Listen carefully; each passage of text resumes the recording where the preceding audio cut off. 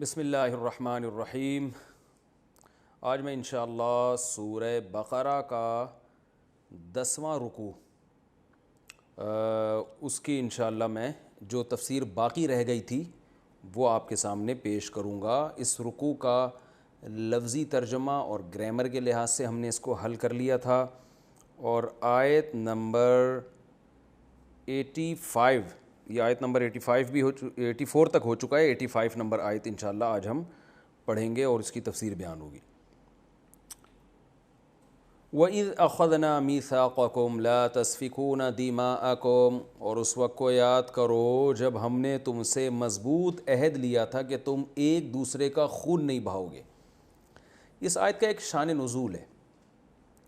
اصل میں اللہ نے تورات میں بنی اسرائیل سے یہ بھی عہد لیا تھا، اور یہ سب آیتیں آج بھی موجود ہیں، کہ تم ایک دوسرے کا خون نہیں بہاؤ گے اور ایک دوسرے کو جلا وطنی پہ مجبور نہیں کرو گے، یعنی ایسا سلوک اگلے کے ساتھ نہیں کرو گے کہ وہ شہر چھوڑنے پر مجبور ہو جائے۔ تو یہ دو ایگریمنٹ اللہ تعالیٰ نے ان سے لیے تھے۔ ثم اقررتم، اللہ فرماتے ہیں تم نے اقرار بھی کیا کہ ہاں اللہ تو نے ہم سے ایگریمنٹ لیا ہے، وانتم تشہدون، اور تم اس پر گواہی بھی دیتے ہو۔ یعنی یہ بالکل ایسا ایگریمنٹ ہے جو اتنا واضح ہے کہ اس میں دو رائے نہیں ہو سکتی۔ جیسے کچھ چیزوں کو قرآن بہت اہتمام سے بیان کرتا ہے نا، اس میں مسلمانوں کا اتفاق ہو جاتا ہے، تو گویا یہ بھی بتا رہا ہے قرآن کہ تورات میں یہ ایگریمنٹ اتنے واضح لفظوں میں تھا اور اتنا وضاحت کے ساتھ تھا کہ اس میں یہودیوں کی دو رائے نہیں تھی۔ سب یہودی مانتے تھے کہ ہم پر ایک دوسرے کا ناحق قتل کرنا بھی حرام اور ایک دوسرے کو جلا وطنی پہ مجبور کرنا بھی حرام ہے۔ لیکن ہوا یہ، اب یہ اچھی طرح سمجھیں، جو سیرت پڑھنے والے لوگ ہیں نا ان کے سامنے ان قبائل کا تذکرہ بہت آتا ہے، تو اس لیے جو میں 4 قبیلوں کے نام بتاؤں گا وہ آپ نے یاد کرنے ہیں، تاکہ کبھی بھی آپ سیرت پڑھتے ہیں یا قرآن میں جو بہت سے واقعات ہیں نا ان کا ان قبائل سے بڑا گہرا تعلق رہا ہے، یعنی ان میں ان کا تذکرہ بہت آتا ہے، تو یہ ذہن میں رکھیں۔ انصار کے 2 قبیلے تھے، اوس اور خزرج۔ اوس خزرج یاد کر لیں، ان میں بنو نہیں لگا ہوا، یہ ذہن میں رکھیں، اس سے یاد رہے گا آپ کو۔ اوس اور خزرج، اوس الف سے آتا ہے تو وہ پہلے رکھ لیں، خزرج دوسرے نمبر پہ یاد کر لیں۔ ادھر یہودیوں کے 2 قبیلے تھے، ایک بنو نظیر اور ایک بنو قریظہ۔ بنو نظیر بھی کہتے ہیں، ضاد کے ساتھ ہے، نون ضاد یا اور را، اور بنو قریظہ قاف را یا زوئیں، توئیں کے اوپر نقطہ ہوتا ہے نا، زوا زوئیں یہ والا۔ بنو قریظہ، بنو نظیر ضاد کے ساتھ، نظیر اور قریظہ زوئیں کے ساتھ۔ تو بنو قریظہ کو پہلے نمبر پہ رکھیں، بنو نظیر کو دوسرے نمبر پہ۔ بنو لگا ہوا ہے تو سمجھ لو یہ یہودیوں کے 2 قبیلے ہیں، اس طرح سے آپ کو یاد رکھنے میں آسانی ہوگی۔ اوس خزرج انصار کے قبیلے، بنو قریظہ بنو نظیر یہ یہودیوں کے قبیلے۔ اب یہودیوں کے جو یہ 2 قبیلے تھے، ان میں جو بنو نظیر تھے بنو قریظہ پہلے، بنو نظیر بعد میں رکھیں۔ بنو قریظہ کی دوستی اور معاہدہ تھا اوس کے ساتھ، الف پہلے آتا ہے نا تو اوس، اس سے یاد رکھیں، اور ادھر بنو قریظہ پہلے کر دیں آپ۔ تو بنو قریظہ میں قاف آتا ہے، قاف میں 3 الفاظ ہیں نا، تو اوس میں بھی 3 ہے، اس سے یاد رکھنے میں آسانی ہوگی کہ کس سے کس کا ایگریمنٹ تھا۔ کچھ ایسے ہنٹس ہوتے ہیں جس سے تاریخ کو یاد رکھنا آسان ہوتا ہے، ورنہ آدمی ساری زندگی کنفیوژن میں ہی رہتا ہے، یہی نہیں یاد رہے گا کہ اوس یہودی تھا یا بنو قریظہ یہودی تھے۔ تو میں نے بتا دیا، ایک اشارہ یہ ہے، بنو یہاں لگا ہوا ہے تو وہ یہودی قبیلہ ذہن میں رکھیں، اور قاف اور اوس اس سے یاد رہے گا کہ بنو قریظہ یہ میں قاف آتا ہے نا تو قاف کے اوس سے تعلقات تھے، یعنی دوستی تھی۔ جیسے ہمارے استاذ کہتے تھے قرآن مجید میں یہ لفظ بہت آیا ہے، سندس اور استبرق۔ سندس کہتے ہیں پتلے ریشم کو، باریک ریشم کو، استبرق کہتے ہیں موٹے ریشم کو۔ اب میں 4 سال تک یاد کرتا رہا موٹا ریشم پتلا ریشم، لیکن جب بھی قرآن میں آتا تو بھول جاتا استبرق پتلا والا ریشم ہے یا موٹا والا ریشم ہے، یہ تو یاد ہو جاتا ہے دونوں ریشم ہیں، لیکن موٹا کون سا ہے اور پتلا والا ریشم کون سا یاد نہیں رہتا۔ تو ہمارے استاذ نے کہ ایک طریقہ ہے، استبرق، یہ کتنا موٹا لفظ ہے نا، استبرق، تو سمجھ لو یہ موٹا ریشم ہے، اور سندس سین آ رہا ہے، پتلا ریشم ہے، یہ لفظ ہی ایسا پتلا پتلا سے لگ رہا ہے نا، تو استبرق موٹا موٹا لگ رہا ہے نا، قوف کتنا گاڑا لفظ ہے۔ تو اسی طرح عربی میں ایک لفظ استعمال ہوتا ہے رمل. رمل کہتے ہیں جو ہم طواف کے دوران پہلے 3 چکروں میں سینہ اکڑ کے چلتے ہیں نا, اچھل اچھل کے, اس کو رمل. اور رمل عربی میں ریت کو کہتے ہیں. اب اکثر لغت کے طلباء کو, عربی ادب کے طلباء کو یاد نہیں رہتا ریت رمل ہے یعنی میم پہ جزم ہے, اور رمل جو حرکت کر کے ہم چلتے ہیں, تو یہ رمل کون سا ہے اور رمل کون سا ہے, دونوں لفظ گڑ ہو جاتے ہیں. تو اس کا بھی ہمارے استاذ نے بتایا بھائی دیکھو رمل میں ہم سینہ اکڑا کے چلتے ہیں اچھل اچھل کے, تو رمل میں میم پہ حرکت ہے, تو یہ حرکت ہو رہی ہے.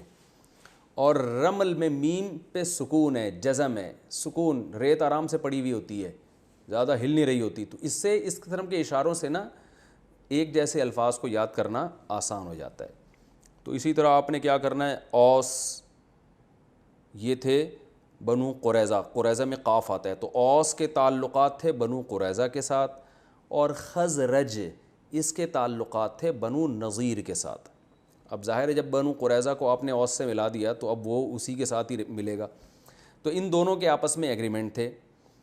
اوس اور خزرج کی لڑائیاں ہوتی تھیں جو انصار کے قبائل تھے.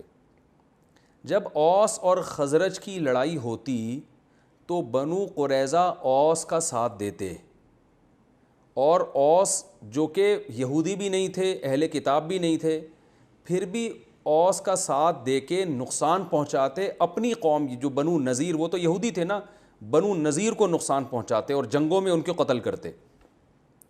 اور بنو نذیر ساتھ دیتے تھے خزرج کا, اور خزرج کا ساتھ دینے کی وجہ سے مقابلے میں اوس کے ساتھ جو بنو قریظہ کے لوگ آئے ہوئے ہوتے ان کو مارتے تھے, قتل کرتے تھے.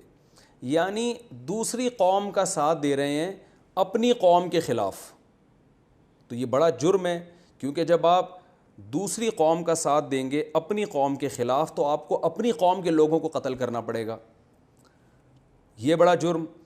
دوسرا جرم کیا ہوتا تھا کہ جب اپنی قوم کے لوگوں کو قتل کرتے تو ظاہر ہے اس میں اپنی قوم کے لوگ گرفتار بھی ہوتے, تو جو گرفتار ہوتے پھر ان کو کہتے کہ اب تم ملک چھوڑ کے چلے جاؤ. یعنی بنو قریظہ کے لوگ گرفتار کرتے بنو نذیر کے لوگوں کو, اور ان کو پھر جلا وطن, جیسے قیدیوں کے ساتھ ہوتا ہے, بعضوں کو قتل کیا جاتا ہے, بعض کو ملک بدر کیا جاتا ہے, تو جلا وطن بھی کر دیتے تھے. تو یہ دونوں جرائم تورات میں اللہ نے ان سے معاہدہ لیا تھا کہ اپنی قوم کے ساتھ ایسا حشر نہیں کرو گے, اور یہ جرم بھی ناحق ہوتا تھا. جیسے قرآن میں آتا ہے تظاہرون علیہم بالاسم والعدوان, گناہ اور حد سے تجاوز کے ساتھ تظاہرون علیہم, تم اپنی قوم کے خلاف مدد کرتے تھے دوسری قوم کی, یعنی یہ مدد بھی ناحق ہوتی تھی. دیکھیے اپنی قوم کا ساتھ دینا ظلم ہے, یہ بالکل جائز نہیں ہے, اور دوسری قوم کا ظلم میں ساتھ دے کے اپنی قوم کو پٹوانا یہ تو اور بڑا جرم ہو گیا نا. تو یہ کام یہودی کر رہے تھے, یعنی بنو قریظہ اوس کا ساتھ دیتے تھے ناحق, جبکہ ان کو پتہ بھی ہوتا تھا کہ اوس غلطی پر ہیں, لیکن چونکہ بس ہماری انڈی والی, جس کو پشتو میں انڈی وال کہتے ہیں نا, اور اردو میں دوستی یاری, اور ہماری جو ہے وہ مفاد چونکہ اوس سے وابستہ ہیں, کیونکہ کوئی مالی لین دین ہوگا یا اور کچھ مفاد ہوں گے, تو ہمارے مفاد اوس کے ساتھ ہیں. تو اوس جب خزرج کے پر حملہ کرے گا, اور اس میں اگرچہ خزرج کے ساتھ ہماری قوم کے لوگ بھی ہوں گے, لیکن ہم نے نہیں دیکھنا, ہم نے تو اپنا مفاد دیکھنا ہے, ہم نے خزرج سے کو بھی مارنا ہے, اور اس میں اپنے جو اہل کتاب ہیں جو حضرت موسیٰ پہ ایمان رکھتے ہیں ان کو بھی قتل کرنا ہے. تو یہ سب ناحق ہو رہا ہوتا تھا. تو وہ لوگ بھی ایسا کرتے تھے, جب ان کا موقع آتا تو وہ حملہ کرتے, ان کو موقع ملتا تو یہ حملہ کرتے.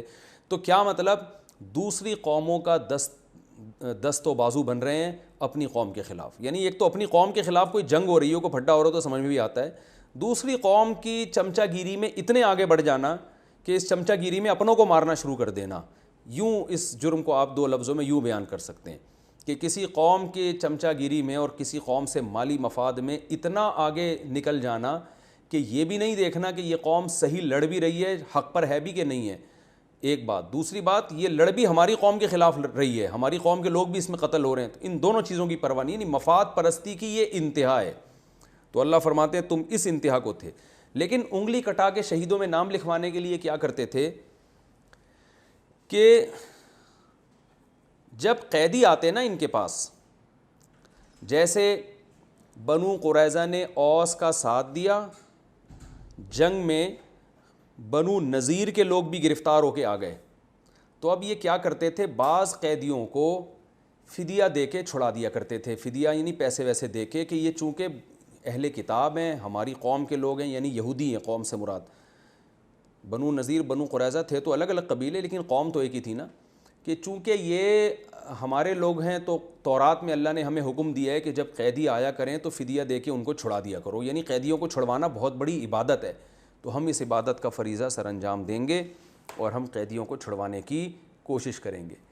تو اللہ فرماتے ہیں کہ جو بڑا جرم ہے قتل کرنا اور جلا وطنی کرنا، اس میں تمہیں تورات نظر نہیں آ رہی، اور جو بہت آخر میں آسان حکم تھا کہ کچھ پیسے دے کے اپنے قیدی کو چھڑا لینا، اس میں تم تورات کا حوالہ دیتے ہو کہ ہم یہ کام اللہ کی رضا کے لیے کر رہے ہیں، کیونکہ اللہ نے حکم دیا ہے تورات میں کہ قیدیوں کو چھڑانا بہت بڑی عبادت ہے، تو ہم اس عبادت کو کریں گے. تو اللہ فرماتے ہیں اس کو چھڑانا جہاں عبادت ہے تو اس کو پکڑنا کہاں سے، وہ بھی تو اللہ نے منع کیا ہے. تو پکڑتے کیوں ہو ان کو، ایسے کام کیوں کرتے ہو کہ وہ قید میں آئے تمہاری. یعنی اس کی مثال ایسے ہے جیسے آپ پرندے پکڑ پکڑ کے پنجروں میں ڈالیں. لوگ کر رہے ہوتے ہیں نا یہ، کہ پرندے پکڑ کے پنجروں میں ڈالتے ہیں، پھر کوئی مصیبت آتی ہے تو پرندے آزاد کرتے ہیں کہ صدقے کا ثواب ملے گا. تو بھائی پکڑا بھی تو تم نہیں تھا نا اس کو. اور اس کی آسان مثال، آپ نے کیا کیا، لوگوں پہ ظلم کر کر کے ان کو قید کر لیا. اب جب بھوک لگتی ہے تو آپ ان کو کھانا کھلاتے ہیں، اور کہتے ہیں قرآن میں بھوکوں کو کھانا کھلانے میں آتا ہے کہ بڑا ثواب ہے. تو قرآن میں جہاں بھوکوں کو کھانا کھلانے کا ثواب ہے، وہاں لوگوں کو جیل میں بلا ناحق ڈالنا اور قید کر دینا اور ان کو اس مقام تک لانا کہ وہ کھانے پینے میں آپ کے محتاج ہو جائیں، یہ بھی تو حرام ہے نا. تو اس بات کو قرآن مجید بیان کر رہا ہے کہ تم یہاں تک نوبت آنے کیوں دیتے ہو کہ اگلا گرفتار ہو جائے، تمہارے رحم و کرم پہ آئے اور تم پھر فدیہ دے کے اس کو آزاد کرنے کا ثواب حاصل کرو. یہ کون سے ثواب کی قسم ہے؟ تو اس کو قرآن نے بیان کیا. وَإِذْ أَخَذْنَا مِيثَاقَكُمْ، اس وقت کو یاد کرو جب اللہ نے تم سے عہد لیا، لا تسفکون دماءکم، ایک دوسرے کا خون نہیں بہاؤ گے، ولا تخرجون انفسکم من دیارکم، اپنی جانوں کو، یعنی اپنی قوم کے لوگوں کو قرآن نے اپنے ہی آپ سے تعبیر کیا ہے کہ اپنی قوم ہی کمزور ہوتی ہے نا، اس سے خود بھی کمزور ہو جاؤ گے. تو اپنے آپ کو یعنی اپنی قوم کے لوگوں کو جلا وطنی پہ مجبور نہیں کرو گے. تم نے اقرار بھی کیا، تم اس پر گواہ بھی ہو. ثم انتم ہؤلاء، اللہ فرماتے ہیں پھر تم ہؤلاء یہ ہو. یعنی گویا اللہ بنو نذیر اور بنو قریظہ کی طرف اشارہ کر کے بتا رہے ہیں کہ یہ تمہاری حرکتیں تو آج مدینہ میں تم اپنی آنکھوں سے دیکھ رہے ہو کہ تورات کے حکام کی دھجیاں اڑا رہے ہو. ثم انتم، پھر تم لوگ ہؤلاء ایسے ہو جو، یعنی یہ کوئی تاریخی واقعہ ہم بیان نہیں کر رہے کہ ماضی میں تم نے یہ کیا، اب تم یہ کر رہے ہو، اب تم تورات کی دھجیاں اڑا رہے ہو. کس طریقے سے؟ تقتلون انفسکم، اپنے جانوں کو یعنی اپنی قوم کے لوگوں کو قتل بھی کرتے ہو. تو بنو قریظہ اوس کا ساتھ دے کے بنو نذیر کے لوگوں کو قتل کرتے ہیں، اور بنو نذیر خزرج کا ساتھ دے کے بنو قریظہ کے لوگوں کو قتل کرتے ہیں. وَتُخْرِجُونَ فَرِيقًا مِّنْكُم مِّن دِيَارِهِمْ، اور اپنی ہی لوگوں میں سے ایک فریق کو جلا وطنی پر یعنی ان کے شہروں سے نکلنے پر مجبور بھی کرتے ہو جنگ کے ذریعے. تظاہرون علیہم، اور اپنی ہی ان قوم کے لوگوں کے خلاف مدد کرتے ہو، بالاسم، گناہ کے ساتھ، والعدوان، اور حد سے تجاوز کے ساتھ. یعنی اس ظلم کرنے میں تمہارے پاس کوئی دلیل نہیں ہے، ناحق دوسری قوموں کا ساتھ دیتے ہو اپنی قوموں کے خلاف، لیکن آخر میں ایک کام ایسا کرتے ہو جس سے اپنا مسلمان ہونا یعنی اپنا یہودی ہونا ثابت کرتے ہو. وہ کیا ہے؟ وَإِن يَأْتُوكُمْ أُسَارَىٰ، اگر تمہارے پاس قیدی گرفتار ہو کے آ جائیں، تُفَادُوهُمْ، تو فدیہ دے کے ان کو چھڑواتے ہو. وَهُوَ مُحَرَّمٌ عَلَيْكُمْ إِخْرَاجُهُمْ، حالانکہ ان کا اخراج، ان کو جلا وطنی پہ مجبور کرنا، ان کو اس حالت تک لے کر آنا، یہ بھی تو تم پر حرام تھا نا. میں نے جو مثال دی ہے اس سے یہ آیت سمجھ میں آئے گی کہ آپ ایک کسی شخص کو قید کر کے ناحق جیل میں ڈال دیتے ہیں، اور پھر جناب اس کو کھانا کھلا کے یا اس کو چھڑوانے کی کوشش کر رہے ہیں کہ تھوڑے سے پیسے دے کے اس کو چھوڑ دو، اور کوشش کو یہ کہہ رہے ہیں کہ دیکھو میں کتنا نیک آدمی ہوں. تو یہ کیا بات ہے کہ آپ نے اس کو یہاں تک لائے کیوں؟ تو اللہ فرماتے ہیں کہ اپنا مسلمان ہونا تم اس طرح سے ثابت کرتے ہو، یعنی یہودی ہونا، کہ قیدیوں کو فدیہ دے کے چھڑوانے کی کوشش کرتے ہو، حالانکہ تم پر ان کا اخراج یعنی یہ عمل کہ جلا وطنی پر مجبور کرنا اور یہ جو حالات ہوئے قتل و غارت، یہ سب کچھ تم پر حرام تھا. تو یہ کیا بات ہے، افتؤمنون ببعض الکتاب، کیا تم کتاب کے کچھ حصے پر ایمان رکھتے ہو، وتکفرون ببعض، اور کچھ حصے کا انکار کرتے ہو. یعنی تورات کی وہ آیتیں جس میں یہ آتا ہے کہ قیدیوں کو چھڑوانا بہت بڑی عبادت ہے، ان آیتوں پر تم عمل سے یہ ثابت کر رہے ہو کہ تمہارا صرف ان آیتوں پر ایمان ہے، اور وہ آیتیں جن میں ان کو قید کرنا یا جلا وطنی پر مجبور کرنا، اس عمل کو حرام قرار دیا گیا ہے، ان آیتوں کا تم کیا کر رہے ہو، انکار. تو اللہ فرماتے ہیں فما جزاء من یفعل ذلک منکم، بتاؤ تم میں سے جو شخص یہ کام کرے، یعنی آدھی تورات پر ایمان رکھے اور آدھی پر ایمان نہ رکھے، تو اس کا بدلہ کیا ہونا چاہیے، الا خزی فی الحیات الدنیا، سوائے دنیا میں ذلت کے. یعنی یہ تو منافقت ہے نا، کہ تورات سے اپنا رشتہ بھی ختم نہیں کر رہے کیونکہ تمہیں بہت سارے مفاد تورات سے وابستہ ہیں. اہل کتاب جب کہلاتے ہو تو بہت سارے تمہیں فائدے حاصل ہوتے ہیں، تم پڑھے لکھے کہلاتے ہو، تم پیغمبروں پر ایمان والے کہلاتے ہو، تو اس کے لیے جو آسان احکام تھے وہ تم نے عمل کر لیے تاکہ لوگ یہ کہیں کہ تم جناب تورات پر عمل کرتے ہو، اور تو مشکل احکام تھے وہ تم نے بالکل چھوڑ دیے. تو بتاؤ ایسے لوگوں کا کیا بدلہ ہونا چاہیے سوائے دنیا میں ذلت کے. وَيَوْمَ الْقِيَامَةِ يُرَدُّونَ إِلَىٰ عَذَابٍ أَشَدِّ الْعَذَابِ، اور قیامت کے دن ان لوگوں کو اس سے بھی زیادہ سخت عذاب میں مبتلا کیا جائے گا. تو دنیا میں ان کو ذلت ملی، وہ یہ کہ مسلمانوں کے جب حملے ہوئے بنو نذیر اور بنو قریظہ پر ان کو شکست ہوئی اور خود جلا وطنی پر مجبور ہوئے سب کے سب، اور آخرت میں اس سے زیادہ سخت عذاب ہے. وَمَا اللَّهُ بِغَافِلٍ عَمَّا تَعْمَلُونَ، اللہ فرماتے ہیں جو کچھ تم کر رہے ہو اللہ کسی عمل سے بھی غافل نہیں ہے. اولئک الذین اشتروا الحیاۃ الدنیا بالآخرہ، فرمایا یہ ہیں وہ لوگ جنہوں نے آخرت چھوڑ کر دنیا خرید لی، دنیا کے مفاد کے پیچھے چلتے ہیں. فلا یخفف عنہم العذاب، کیونکہ انہوں نے دنیا بس ان کو چاہیے، آخرت ان کو بالکل بھی نہیں چاہیے، لہذا آخرت ان کو بالکل بھی نہیں ملے گی، اور اس کی صورت یہ ہوگی کہ آخرت میں عذاب ان پر کم نہیں ہوگا، بڑھایا جائے گا. اللہ کہے گا دنیا میں جو مزے اڑانے تھے تم نے اڑا لیے، ولا ہم ینصرون، اور نہ ان کی مدد کی جائے گی. یہ ہمارا 10واں رکوع ختم ہوا. اب اس رکوع میں جو اسباق ملتے ہیں ہمیں، میں نمبر وار مختصراً بیان کر کے پھر 11ویں رکوع کی طرف چلتا ہوں. پہلی بات ہمیں یہ پتہ چلی کہ تورات میں اللہ نے بنی اسرائیل سے عہد لیا تھا اللہ کے سوا کسی کی عبادت نہیں. اصول یہ یاد رکھیں کہ تمام فقہا کا اس پر تقریباً اجماع ہے. یہ اصول فقہ میں یہ بات پڑھائی جاتی ہے کہ قرآن تورات اور انجیل کے جو احکام نقل کرتا ہے قرآن میں، تو وہ احکام پر اس امت کے لیے بھی اس پر عمل کرنا واجب ہے. اس کو کہتے ہیں شرائع من قبلنا، ہم سے پہلے جو امتیں گزری ہیں ان کے جو احکام تھے ہم بھی شرعاً ان احکام کے مکلف ہیں. تھوڑی گاڑی اردو استعمال کر رہا ہوں. مطلب یہ ہے کہ اگر تورات اور انجیل میں کوئی حکم ہے اللہ کی طرف سے اور اس کا ہونا ثابت ہو جائے کہ یہ اللہ ہی کی طرف سے تحریف شدہ نہیں ہے، تو فقہا کا اجماع ہے کہ اس امت پر بھی لازم ہے کہ اس پر عمل کرے جب تک کہ اس کے منسوخ ہونے کی ہمارے پاس کوئی دلیل نہ ہو. اگر وہ منسوخ ہونے کی کوئی دلیل نہیں ہے تو چونکہ وہ اللہ کا حکم ہے لہذا اس امت پر بھی اس پر عمل کرنا واجب ہے. اس کی دلیل قرآن مجید میں آتا ہے وَكَتَبْنَا عَلَيْهِمْ فِيهَا، ہم نے بنی اسرائیل پر یہ حکم لازم کیا تھا ان النفس بالنفس، کہ کوئی شخص کسی شخص کو قتل کر دے تو جان کے بدلے میں جان، سزا یہ ہے کہ قاتل کو قتل کیا جائے گا. ان النفس بالنفس والعین بالعین، آنکھ کے بدلے میں آنکھ، کوئی کسی کی آنکھ پھوڑ دینا تو مجرم کی سزا یہ کہ اس کی بھی آنکھ پھوڑی جائے گی. وَالسِّنَّ بِالسِّنِّ، دانت کے بدلے میں دانت، تو یہ جس کو قصاص کہا جاتا ہے کہ اسلام میں یہی ہے کہ کوئی کسی کو کوئی نقصان پہنچاتا ہے نا تو سزا میں مجرم کو وہی سزا دی جائے گی جو اس نے کیا ہے.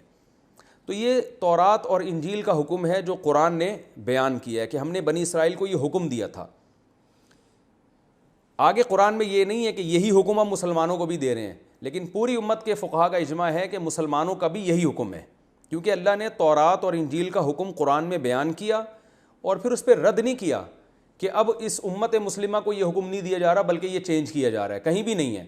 تو اس لیے اس آیت سے ہی علماء نے یہ دلیل پکڑی ہے کہ اسلام میں جان کا بدلہ جان بھی ہے، وہ تو دوسری آیت سے بھی ثابت ہے، لیکن آنکھ کے بدلے میں آنکھ بھی ہے، دانت کے بدلے میں دانت بھی ہے. تو جو پچھلی امتوں کا حکم ایز اٹ از اللہ نقل کریں گے قرآن میں، اور اس پہ رد نہیں کریں گے کہ یہ حکم منسوخ ہو گیا, تو وہ ہمارے لیے واجب الاتباع ہے. تو اس سے صاف پتہ چلتا ہے اسی اصول کے روشنی میں کہ قرآن جب حکم دے رہا ہے کہ ہم نے بنی اسرائیل سے یہ ایگریمنٹ لیا تھا, اور قرآن اس ایگریمنٹ کو بیان کر کے رد نہیں کر رہا کہ یہ ایگریمنٹ منسوخ ہو گیا ہے, تو اس سے پتہ چلتا ہے کہ یہ حکم ہمارے لیے بھی ہے, تو ہم سے بھی یہ ایگریمنٹ لیا جا رہا ہے. تو اس لیے بہت مضبوط ایگریمنٹ ہے. پہلا, اللہ کے ساتھ کسی کو شریک نہیں کرنا, اور دوسرا والدین کے ساتھ اچھا سلوک. والدین کے ساتھ حسن سلوک کا قرآن میں جہاں بھی ذکر ہے یہ توحید کے بعد ہے. اس سے صاف پتہ چلتا ہے کہ اللہ کے بعد سب سے بڑا حق والدین کا ہے. رسول کا جو حق ہے وہ تو اللہ ہی کی وجہ سے ہے, اس لیے اللہ کے بعد رسول, وہ تو اس لیے کہ آپ اللہ کے سفیر تھے, اس لیے اس حق کو تو اللہ ہی کے حق میں داخل کیا جاتا ہے. تو مخلوق کے حقوق میں جو سب سے بڑا حق ہے جن سے ہمارا واسطہ پڑتا رہتا ہے وہ والدین ہیں, اور پھر اس کے بعد رشتہ دار ہیں. تو یہ ایگریمنٹ کو آج غیر مسلموں نے اڑا دیا. اب دیکھیں, غیر مسلموں کے اچھا سلوک تو وہ کرتے ہیں, لیکن اس میں رشتہ دار اور غیر رشتہ دار کا فرق نہیں کرتے. جبکہ اسلام چونکہ فیملی سسٹم کا قائل ہے, خاندانی نظام کو مضبوط دیکھنا چاہتا ہے, اس لیے قرآن میں جگہ جگہ ہے وَأُولُو الْأَرْحَامِ بَعْضُهُمْ أَوْلَىٰ بِبَعْضٍ, کہ رشتہ داروں کا حق دوسروں کی نسبت زیادہ ہے. تو یہ حکم بھی ہے, تو ہمیں اپنے گریبان میں جھانک کے دیکھنا چاہیے کہ ہم رشتہ داروں کو دوسروں پہ ترجیح دیتے ہیں یا نہیں.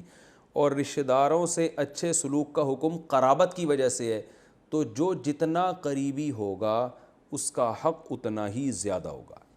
اسی طرح معاشرے میں یتیموں کے ساتھ, آپ کے بھائی کا انتقال ہو گیا, اللہ نہ کرے اس کے چھوٹے یتیم بچے ہیں, اس کے ساتھ آپ کو دوسروں کی نسبت اضافی اچھا سلوک کرنا پڑے گا.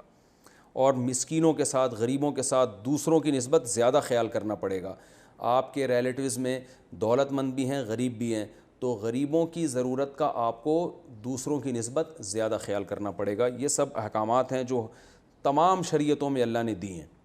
اور آج ہم دیکھیں فروعی اختلافی مسائل میں الجھے ہوئے ہیں, رفع الیدین, ٹانگیں چوڑی نہیں کرنا, کرنی ہے, زور سے آمین, آہستہ آمین, جو بڑے بڑے ایگریمنٹ اللہ نے لیے ہیں ان کو آج ہم نے اپنی زندگیوں سے نکال دیا. وَقُولُوا لِلنَّاسِ حُسْنًا, اور اللہ نے حکم دیا لوگوں سے اچھے انداز میں بات کرنی ہے. تو یہ حکم آج مسلمان بھی اس میں عمل نہیں کر رہے, بات کرتے ہیں تو ایسے جیسے لٹھ مار رہے ہیں, اور بات بھی ٹھیک نہیں ہوتی. ہم سب اپنے گریبان میں جھانک کے دیکھ لیں. اور اس میں اللہ نے یہ بھی حکم دیا کہ صرف مخلوق کے حقوق نہیں ہے, نماز بھی قائم کرنی ہے, زکوٰۃ بھی دینی ہے. تو صحیح مومن وہی ہوگا جو مخلوق کا بھی حق ادا کرے گا اور اللہ کا بھی حق ادا کرے گا. یہ ایک بات ہمیں پتہ چلی. دوسری بات ہمیں یہ پتہ چلی کہ قتل کرنا تو ویسے بھی بہت بڑا جرم ہے. قرآن میں آتا ہے من قتل نفسا بغیر نفس, جس نے کسی کو ناحق قتل کیا فکأنما قتل الناس جميعا, گویا ساری انسانیت کو قتل کر دیا. اور ایک اور مقام پر آتا ہے کہ کوئی کسی بھی مومن کو قتل کرے گا تو اللہ کا اس پہ بہت بڑا غضب ہوگا. یہ آیتیں ہم انشاءاللہ پڑھیں گے. لیکن یہ پتہ بھی چلتا ہے کہ اپنی قوم کے لوگوں کو ناحق قتل کرنا یہ زیادہ بڑا جرم ہے. وَإِذْ أَخَذْنَا مِيثَاقَكُمْ, اس والی آیت سے پتہ چلتا ہے. اور اللہ نے یہودیوں سے یہ عہد لیا تھا کہ اپنی قوم کو جلا وطن بھی نہیں کرو گے, قتل بھی نہیں کرو گے. تو یہ عہد میں نے جو اصول ابھی بیان کیا, اس اصول سے پتہ چلتا ہے کہ یہ عہد ہم سے بھی لیا جا رہا ہے, کیونکہ پچھلی امتوں کا کوئی حکم اللہ جب نقل کریں گے تو ہم بھی اس کے مخاطب ہوں گے. تو ہم جو ریاستی سطح پہ, حکومتی سطح پہ دوسرے ملکوں کا ہم نوا بن کے اپنے لوگوں کو مارنا شروع کر دیتے ہیں, یہ جرم بھی اس آیت میں داخل ہے. اور ہم سے بھی یہ جرائم ہوئے ہیں, اللہ تعالیٰ ہمیں معاف کرے. اور یہ ہماری یعنی ہم سے مراد ہماری قوموں سے بھی یہ جرائم ہوئے ہیں کہ دوسروں کا دستے بازو بن کر اپنے لوگوں کو مروانا اور ان کو جلا وطنی پہ. عافیہ صدیقہ دیکھیں, جلا وطنی پہ ہی تو مجبور ہے بیچاری. تو یہ سارے بڑے بڑے جرائم ہیں جن کو قرآن مجید نے بہت بڑا جرم قرار دیا ہے. وَإِذْ أَخَذْنَا مِيثَاقَكُمْ لَا تَسْفِكُونَ دِمَاءَكُمْ. ہاں یاد رکھو, اگر کوئی بین الاقوامی مجرم ہے اور بین الاقوامی مجرم ہونے کی بیس پر اس کو بین الاقوامی عدالت کے حوالے کیا جاتا ہے تو پھر وہ اس آیت میں داخل نہیں ہے, کیونکہ قرآن نے یہاں کہہ دیا تظاہرون علیہم بالاسم والعدوان, اپنی قوم کے خلاف دوسری قوم کی ناحق مدد کرتے ہو, ناحق مدد. تو اگر وہ آپ کی قوم میں کوئی مجرم ہے اور واقعی بین الاقوامی مجرم ہے تو پھر ایسے کو سزا دینا یا جس کے ساتھ اس نے زیادتی کی ہے اس کے حوالے کر دینا تو یہ بالکل جائز ہے, چاہے وہ غیر مسلم ہی کیوں نہ ہو. غیر مسلم کے بھی حوالے ایسے موقع پہ کیا جا سکتا ہے. تو یہ اس میں داخل نہیں ہے. ناحق مدد کرنا حرام ہے, ناجائز ہے کہ آپ دوسری قوم کا ناحق ساتھ دیں, وہ ظلم پر ہو اور آپ ظلم میں اس کا ساتھ دے کے اپنی قوم کو قتل کرنا شروع کر دیں, یہ اس سے بھی بڑا جرم ہے. ایک اور علمی نقطے کی بات جسے ہم تیسری بات کہہ سکتے ہیں وہ یہ بھی پتہ چلتی ہے کہ اللہ نے کیا فرمایا کہ یہودی کیا کرتے تھے, تورات اور انجیل پر, تورات پر عمل کرنے کے لیے قیدیوں کو فدیہ دے کے چھڑا دیتے تھے اور بڑی بغلیں بجاتے تھے کہ ہم کیا ہیں, دیکھو ہم تورات پر عمل کرتے ہیں. تو بڑا جرم کیا کر رہے ہیں کہ گرفتاری پر مجبور کر رہے ہیں, جنگ کر رہے ہیں اپنی قوم کے خلاف. تو یاد رکھو اس کا یہ مطلب نہیں ہے کہ آپ اگر اسلام کے مشکل احکام پر عمل نہیں کر سکتے تو آسان پر بھی عمل نہ کریں. یعنی ایسا نہ ہو کہ آپ اس کا یہ مطلب سمجھیں کہ اسلام میں کچھ مشکل احکام ہیں, کچھ آسان احکام ہیں, تو ہم آسان پر عمل کرتے ہیں, مشکل پر نہیں کرتے تو ہم بھی اسی وعید میں داخل ہوں گے. نہ نہ, یہ مطلب نہیں ہے. آیت کا مطلب یہ ہے کہ مشکل حکم کو چھوڑ دینا اور آسان پر صرف اس نیت سے عمل کرنا تاکہ لوگ ہمیں دیندار سمجھیں اور یہ سمجھیں کہ ہم قرآن پر سنت پر عمل کرتے ہیں اور ہمارا معاشرے میں ایک مقام رہے دکھانے کے لیے. اس نیت سے مشکل حکم کو چھوڑ کے آسان پر عمل کرنا یہ منافقت ہے کہ آپ اپنا اسلام سے اتنا رشتہ رکھیں کہ لوگ آپ کو عزت دیں, آپ کی ریسپیکٹ کریں اور آپ کو روحانی پیشوا سمجھیں, دم درود کرواتے رہیں آپ سے, جیسے کہ جاہل پیر کرتے ہیں. نمازوں کی یہ پابندی نہیں کرتے جاہل پیر, خواتین سے یہ پردہ نہیں کرتے, درود شریف کی کثرت آپ کو بعض میں نظر آئے گی, یہ شو کرنے کے لیے کہ ہم عشق رسول میں مبتلا ہیں. اور درود شریف ہم اس لیے پڑھتے ہیں کہ نبی نے درود شریف کا حکم دیا, تو نبی نے یہ بھی تو حکم دیا ہے کہ پردہ کرو. خواتین جو بے پردہ تمہارے سامنے آ کے صبح شام بیٹھتی ہیں غلط ہے, نبی نے یہ بھی تو حکم دیا کہ جماعت سے نماز پڑھو. تو یہ وہ لوگ ہیں جو عشق رسول کو کیش کراتے ہیں دنیاوی مفاد میں, تو یہ لوگ اس آیت کا پورا پورا مصداق ہیں. جاہل روحانی پیر آپ نے دیکھے ہوں گے نا کہ شریعت کے جتنے بھی احکام ہیں جن پہ چلنے میں ان کو مشکل ہوتی ہے وہ عمل نہیں کرتے, لیکن اگر بالکل ہی شریعت کو چھوڑ دیں تو لوگ کہیں گے یار یہ تو ان میں تو عشق رسول ہی نہیں ہے, یہ تو قرآن سے محبت ہی نہیں کرتے. تو کچھ دو چار احکام کو انہوں نے پکڑا ہوا ہے جو قرآن ہی کے حکم ہے, لیکن اس پکڑنے کا مقصد اللہ کو راضی کرنا نہیں ہے. اس پکڑنے کا مقصد یہ ہے کہ لوگ یہ سمجھیں کہ ہم عاشق رسول ہیں, لوگ یہ سمجھیں کہ ہم قرآن کے فالوورز میں سے ہیں, تاکہ ہماری ایک جو ہے نا مقام رہے لوگوں میں. تو یہودی یہ کام کیا کرتے تھے کہ اپنی قوم کے خلاف لڑ بھی رہے ہیں, قتل بھی کر رہے ہیں, گرفتاریوں پر مجبور بھی کر رہے ہیں, لیکن یہ شو کرنے کے لیے کہ ہم ہیں یہودی, ہم تورات کے سچے عاشق ہیں, چلو بھائی پیسے دے کے قیدیوں کی جان چھڑاؤ, کیونکہ تورات میں آتا ہے کہ قیدیوں کو رہائی دلانا بہت بڑی عبادت ہے. تو اس جذبے سے جو مشکل احکام چھوڑے گا, آسان اعمال کرے گا, اس جذبے اور اس فاسد نیت کے ساتھ, وہ اس آیت میں داخل ہے کہ اللہ فرماتے ہیں ایسے لوگوں کے لیے کہ اصل سزا یہ کہ دنیا میں بھی ذلیل ہوں اور آخرت میں اس سے بھی بڑا سخت عذاب ہو. تو اس لیے ہمیں اس عمل سے بچنا چاہیے. یہ تو رکوع نمبر 10 تھا. اب میں انشاءاللہ رکوع نمبر 11, اس کا پہلے میں لفظی ترجمہ کروں گا اور مختصر گرامر, اور پھر انشاءاللہ وقت بچا تو میں اس کی تفسیر بھی شروع کر دوں گا. وَلَقَدْ آتَيْنَا مُوسَى الْكِتَابَ وَقَفَّيْنَا مِن بَعْدِهِ بِالرُّسُلِ. وَلَقَدْ البتہ تحقیق, آتَيْنَا ہم نے دی, موسیٰ کو الکتاب کتاب یعنی تورات دی. وَقَفَّيْنَا, قفینا سبحنا کی طرح, قفیا یقفیو, سبحا یسبح کی طرح. قفیا کو قفا پڑھا جاتا ہے, یقفیو کو یقفی پڑھا جاتا ہے. قفینا سبحنا ضربنا کی طرح. قفا اصل میں گدی کو کہتے ہیں, یہ جو پیچھے گدی ہوتی ہے نا, تو قفینا کا معنی ہوتا ہے کسی کے گدی کے پیچھے کسی کو لانا. تو لفظی مطلب تو یہ ہے, لیکن عربی میں یہ اس معنی میں استعمال ہوتا ہے کسی کے پیچھے کسی کو لانا, یہ مطلب ہوتا ہے. تو اللہ فرماتے ہیں قفینا من بعدہ, ہم موسیٰ کے بعد لے کر آئے بالرسل بہت سے پیغمبروں کو, پے در پہ, یعنی گدی کے پیچھے کا اردو میں اب ظاہر ہے لفظی ترجمہ تو نہیں ہوتا نا, تو اس کا با محاورہ ترجمہ کیا ہوگا, ہم نے موسیٰ کو کتاب دی اور من بعدہ موسیٰ کے بعد بالرسل ہم بہت سے پیغمبروں کو قفینا موسیٰ کے بعد لائے پے در پہ, کیونکہ کوئی چیز گدی کے پیچھے ہوتی نا, پے در پہ لائن لگا کے آ رہی ہوتی, یعنی لائن سے بہت سارے پیغمبر ہم نے موسیٰ کے بعد بھیجے. وآتینا, اچھا لفظی ترجمہ یاد رہے گا آپ نے جب اس آیت کا ترجمہ کرنا ہے کیسے کرنا ہے. ہم نے موسیٰ کو کتاب دی اور موسیٰ کے بعد بہت سے رسول پے در پہ بھیجے. یہ مطلب ہوگا اس کا. اب پے در پے کا ہی مطلب نہیں پتہ تو پھر میں کیا کر سکتا ہوں. وَآتَيْنَا اور ہم نے دی عیسیٰ ابن مریم کو. وَآتَيْنَا عیسیٰ ابن مریم, عیسیٰ جو مریم کے بیٹے تھے ان کو عطا کی البینات, بہت سارے دلائل. بین واضح دلائل. بینات کا لفظ بہت آیا قرآن میں. وَأَيَّدْنَاهُ أَيَّدَ يُؤَيِّدُ تَأْيِيدًا سَبَّحَ يُسَبِّحُ تسبیحاً. تائید کسے کہتے ہیں بھائی؟ فلاں کی تائید کی ہے, تائید میں بیان دیا ہے, یعنی کسی کو قوت دینا. آپ جب کسی کی تائید کرتے ہیں تو اس کا مطلب آپ اس کو تقویت دے رہے ہوتے ہیں, قوت بخش رہے ہوتے ہیں, اس کو موٹیویٹ کر رہے ہوتے ہیں. تو اللہ فرماتے ہیں وَأَيَّدْنَاهُ اور ہم نے عیسیٰ کو تقویت دی, ہم نے عیسیٰ کو مضبوط کیا, ہم نے عیسیٰ کی مدد کی. بروح القدس, روح کا معنی روح, قدس کا معنی مقدس, مقدس روح کے ذریعے. مقدس روح سے مراد ہے جبریل علیہ السلام. حضرت جبریل کو جو فرشتے تھے ان کو مقدس روح اس لیے کہا جاتا ہے کہ روح کا کام ہوتا ہے آپ کی باڈی کو زندگی دینا. تو ہماری جسم والی باڈی کی زندگی کے لیے جو چیز ہمارے اندر ہے وہ بھی روح ہے, اور جبریل علیہ السلام ہماری روحانی زندگی کی حیات کا ذریعہ ہیں.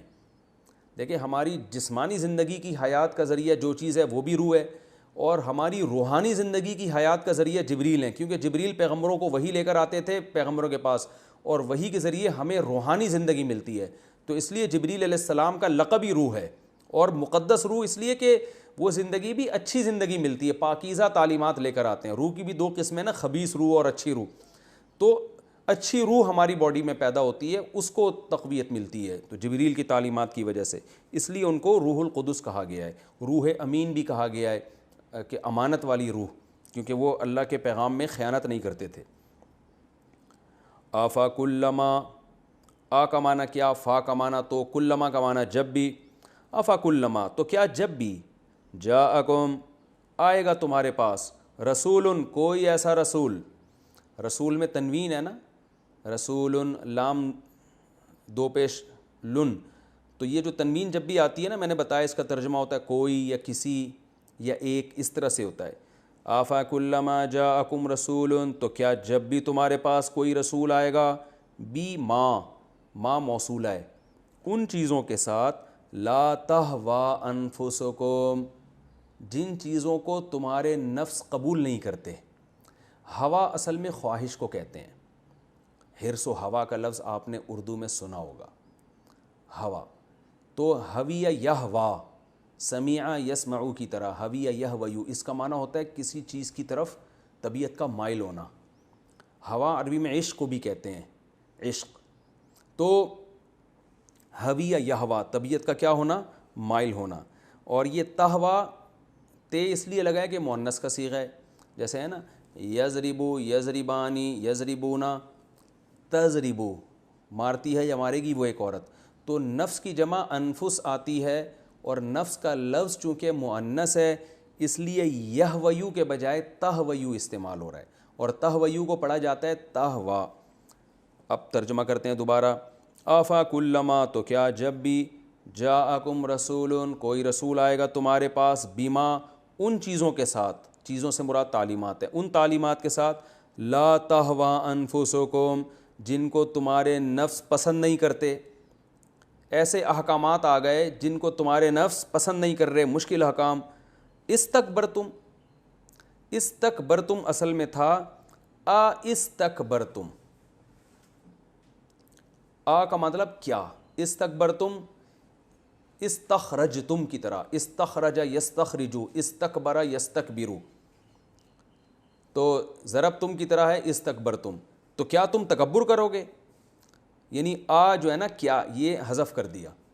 جیسے ہم اردو میں بھی کیا کا لفظ بعض دفعہ حذف کر دیتے ہیں. سوال کا جو لفظ ہے نا کیا تم پاگل ہو گئے, وہ لوگ کہتے ہیں نا کیا تم, کہ تمہارا دماغ خراب ہو گیا ہے. تو آپ نے دیکھا اردو میں بھی ہم ان شارٹ میں کیا کا لفظ حذف کر کے تمہارا دماغ خراب ہو گیا ہے. تو ہم اس طرح کی بات کرتے ہیں نا, تم پاگل ہو گئے ہو, تم صحیح تو ہو. تو اصل میں ہم کہنا چاہ رہے تھے کیا تم صحیح تو ہو.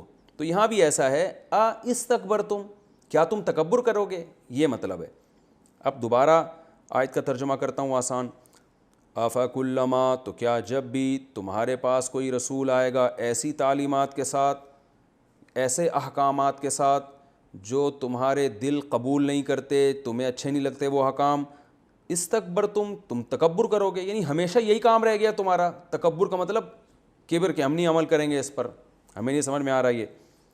فریقاً، فا کا معنی تو اس کا نتیجہ یہ نکلتا ہے فریقاً، ایک فریق ایسا ہوتا ہے کذبتم، جس کا تم انکار کر دیتے ہو، یعنی پیغمبروں کا ایک فریق، رسولوں کا ایک فریق، یہ رسولوں کی ایک جماعت ایسی ہوتی ہے کذبتم، جس کا تم سرے سے انکار کر دیتے ہو، کذب یکذب تکذیباً، انکار کرنا، و فریقاً، اور ایک فریق ایسا ہوتا ہے تقتلون، کہ تم اس کو قتل کر دیتے ہو۔ وقالو، اور یہ یہودی کہتے ہیں قلوبنا، ہمارے جو دل ہیں، قلب کی جمع قلوب، غلف، بند ہوئے ہوئے ہیں۔